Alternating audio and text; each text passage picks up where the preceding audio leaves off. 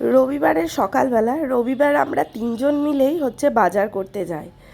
তো ম্যাডাম তো বাজারে গিয়ে মাছগুলোকে দেখেই ভয় পাচ্ছিল। তারপর বাড়ি ফেরার পথে একটু ডাবের জল খাওয়া হলো আর বাড়ির জন্য নিয়ে আসলাম।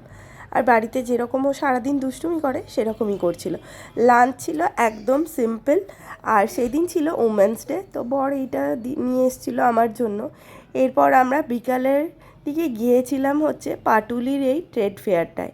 বেশ ভালো লাগলো, কোনোদিনও এরকম মেলাতে যাইনি আগে। তো ওখানে গেছিলাম, আর এই যে পাখিটা সেজেছে না, এটাকে দেখে ও এত ভয় পেয়েছে কি বলবো। তারপরে মেলার মধ্যে ঢুকলাম, আর ঢুকে তো দেখলাম অনেক রকম জিনিসপত্র, সব জিনিসপত্র এগুলো বাইরে থেকে এসেছে। বেশ অনেক রকমের জিনিস ছিল। আর কিছু কিছু জিনিস এগুলো কলকাতাতেও পাওয়া যায়।